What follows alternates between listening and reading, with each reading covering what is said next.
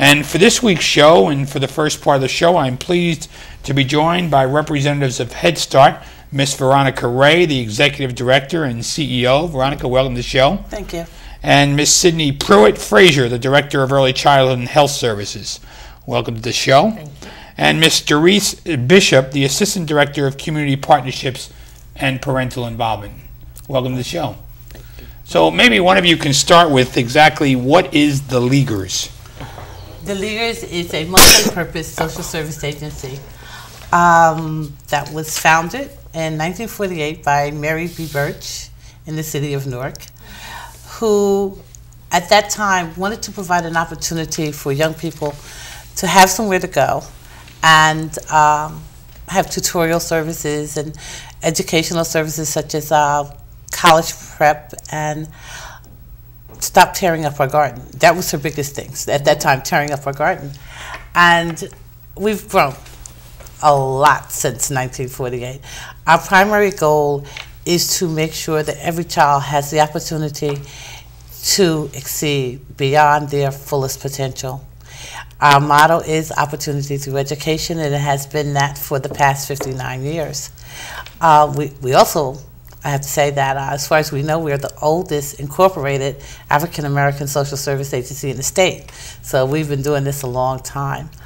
We plan our programs to enhance the quality of life for children and their families, to make them self-sufficient, empowerment, and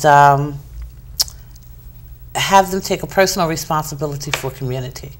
So along with our Head Start, we have after school, we have summer camp, we have a youth program for children, we call them children, 18 to 21. After school. Well, that's always a big gap, because what to do with kids between 16 and 21? 18, so, yeah. But I know it's 18 and 21, but okay. I'm just saying it's always a big gap in society. Yes, but we also take that from our 5-year-olds to 12, which is in the after-school program. Our YIP program, which is funded by United Way, it's our Youth in Partnership, is 12 to the 18, and then we have 18 to 21. So we have a lot going on at the Leaguers. We have a MAMS program, which is Mother Assisting Mothers. We have senior citizens, so we have intergenerational programming.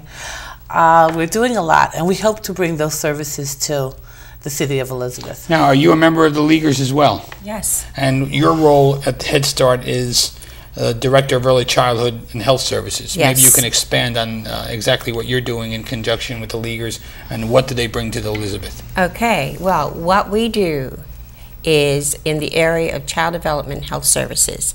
And those areas touch on prevention, intervention, health, nutrition, child development, and disabilities. So all of our children who come to Leaguers, whether they are in Newark, Irvington, or Elizabeth, gain services in all of those areas to ensure that they grow holistically. And so we have, in health, we ensure that all of our children, they have a yearly medical exam, they receive their required immunizations, they do have dental screenings, and our health and nutrition team follow up on this to ensure that it is ongoing and it is done in a very timely manner. We have a grand health fair where our children and our parents and our staff get together, and other agencies within the community come together to ensure that the community and our parents, we're up on the latest things in health, all that can be done in reference to health and nutrition, etc. We also collaborate with all of the agencies within Irvington and Newark, and we're in the process of doing that at Elizabeth, to ensure that not only do we provide the services, but we partner with those communities or those agencies that can go beyond what we can do. And so it makes it holistic and it makes it community, because we believe as we take care of one child at a time, we improve the community. And then we go on, we have nutrition. Our standards, our menus are up to date because we do utilize USDA standards. And so if you walk into our classrooms, our children receive breakfast and our children receive lunch and snack, and they're all up to USDA standards. But you'll see our children sitting at a table with our teachers, interacting, talking, having fun. I enjoy going to Head Start. That's some of the most well-behaved kids you ever see. And they're having fun. And not only are they having fun, but they're learning how to do things on their own by pouring their juice and serving themselves in a family-style way. And one of the things that the health and nutrition team has worked on with our education team is a nutrition curriculum, because we wanted to begin right now with our young ones on what's a good thing to eat. Instead of a ice cream sundae, let's make a fruit sundae. What's wrong with an ice cream sundae? You know, let's have a fruit sundae in between. Okay, that's fair enough. So that we can go on and eat the regular stuff. Okay. And Ms. Bishop, sorry. one of the things that you deal with is parental involvement. Yes. And I'd like to ask you, how are parents involved in the program? Well, as Ms. Sidney was speaking about, we are a comprehensive program, and we believe that parents are the primary educators of their children. So we want to include parents in every aspect of the program services. So when we are involving our parents in education, they're involved in education, they have an opportunity to review curriculum. They have an opportunity to sit with the teachers and develop lesson plans, actually to make suggestions to lesson plans. So it helps them understand the development of their children. With Head Start, there is a policy council, which is the shared governance, the decision-making body. So parents are elected by other parents to serve and represent them, and they attend meetings once a month. They have an opportunity to be involved in every aspect of personnel. They approve our personnel manuals. They have a chance to look at it, review it with our executive director and the board of trustees.